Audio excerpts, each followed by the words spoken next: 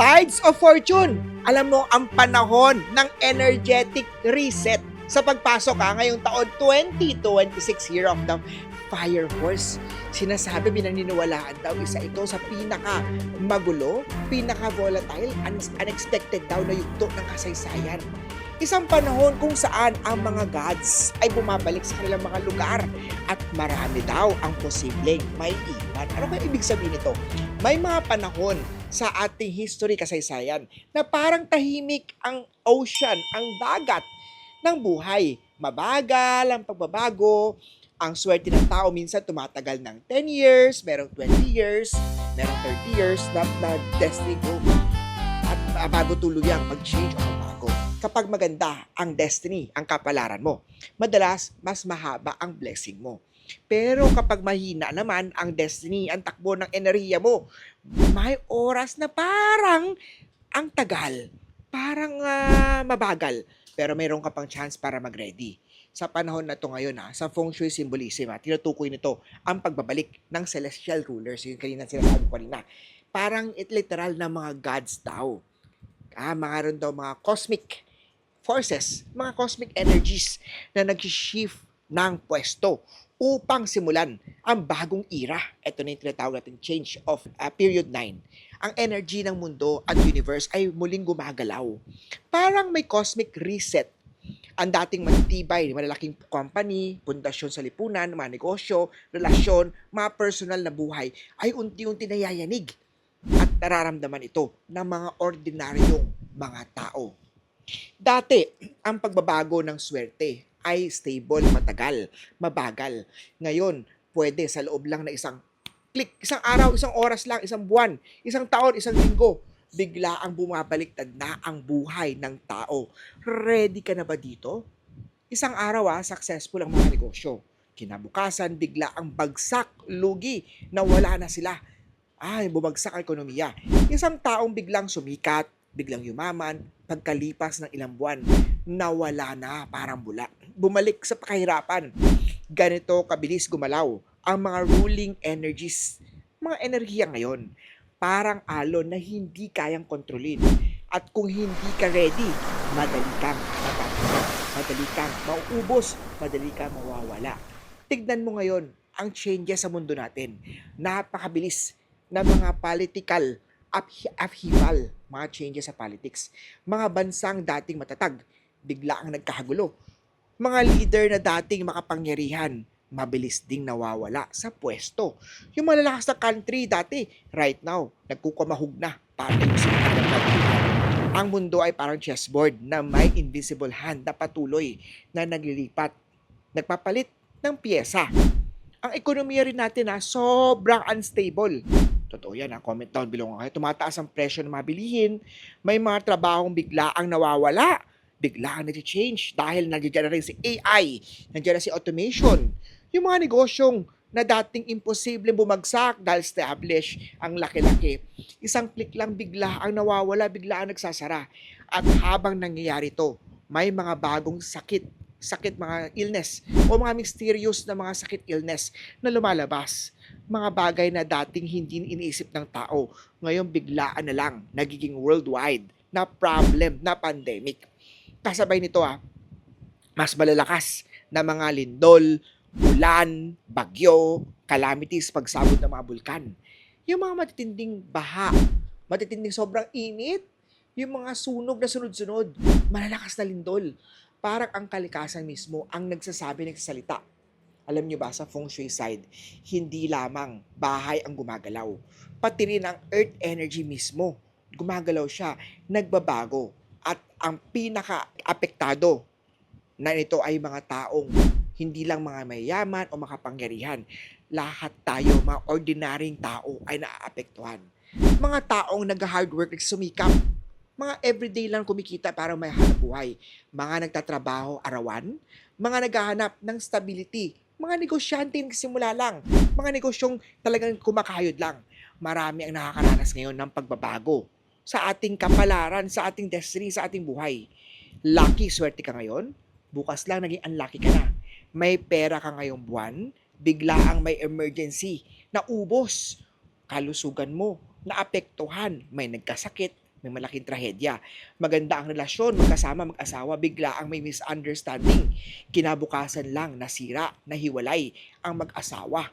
Parang roller coaster ang energy ng panahon ngayon. Ang bilis, kasing bilis ng fire horse natin 2026. At dito pumapasok ang isang mahalagang aral ng feng shui at spiritual transformation. Ito ang tinatawag natin panahon na to kung saan kailangan natin mga tao matutunan. We have to learn ang mga metamorphosis ng isang snake papunta sa fire horse. Yung ahas na tanggal ng balat sa tumatakbong kabayo. Napakalalim ng simbolo nito. Pero ang snake ay nilalang ng lupa, ng earth element. Mababa ang tingin. Marami dito. Pero sa Eastern tradition ang snake ay nagsimbolo ng wisdom, transformation, kaya ang maraming pagbabago, survival, rebirth, dahil kaya nitong magpalit ng kanilang anyo, ng kanilang balat. Pero hindi lahat ng snake ay nagiging malakas na dragon. Mananatili yung iba na gumagapang sa lupa o magiging makapangyarihan na dragon. Depende kasi yan sa iyo. Ngayon, sa panahon ngayon hindi sapat ang basta mabait ka lang. O nga naman, ang daming mababait to. Hindi basta dapat masipag ka lang. Kailangan pa rin na masipag, madiskarte, pero kailangan din adaptable to change. Kailangan spiritually aware ka, marunong kang sumabay sa galaw ng enerhiya. Ang dragon sa feng shui ay hindi lamang sumisimbolo ng strength, ng galing, ng yabang. Ang dragon ay nagsimbolo ng awakened power. Isang taong marunong gumalaw kahit napakagulo na ng mundo. Isang taong hindi agad bumabagsak kapag nagbabago ang tides ng swerte o ng luck. Minsan mahina, minsan mahal malakas, pero adaptable siya sa change. Isang taong nag-a-adjust, nagta-transform, at nagpapalakas ng kanyang sariling enerhiya. Kaya napaka-important ngayon na maintindihan ng mga tao kung ano ang mga element at energy na sumusuporta sa individual, sa sarili mo. Sa feng shui, bawat tao ay may dominant na element. Swerte ka sa fire, water, wood, metal, or earth. May mga taong pinapalakas ng water element. Ang iba naman kailangan magsuot ng red, yellow, orange, or fire element para magkaroon ng motivation or momentum. May mga taong kailangan binabalanse ang sobrang metal element o kaya naman sobrang wood element sa kanilang mga buhay.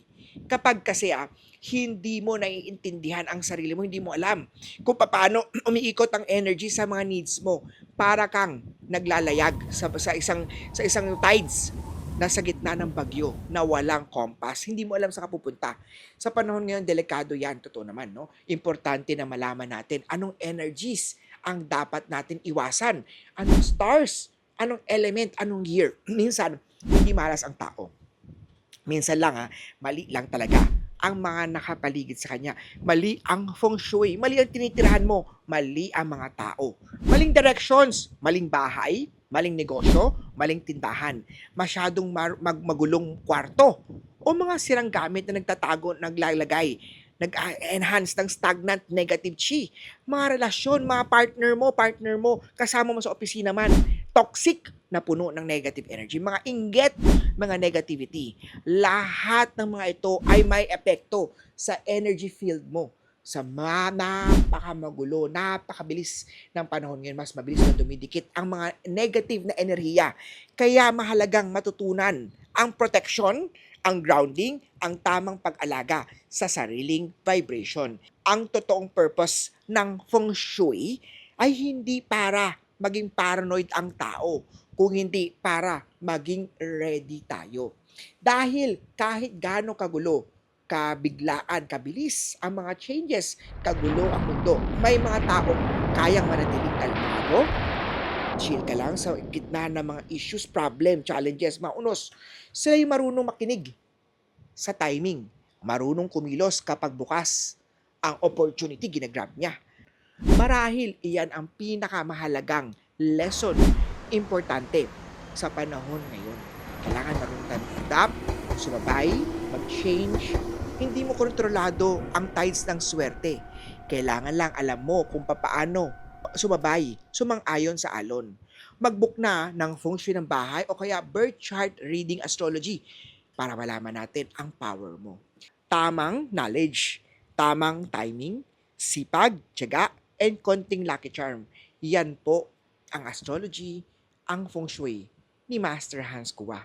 O paano makakanswerte bumisita dito sa store ko po sa Cityland Shaw Tower, Shaw Boulevard, Mandaluyong City, Monday to Saturday, 11 ng tanghali hanggang 5 p.m. po ang Lucky Charm store ko po. Ang ginawang services ko po ay tarot baraha reading, astrology birth chart reading, feng shui ng bahay, feng shui ng opisina, mga Lucky Charm, PM Master Hans.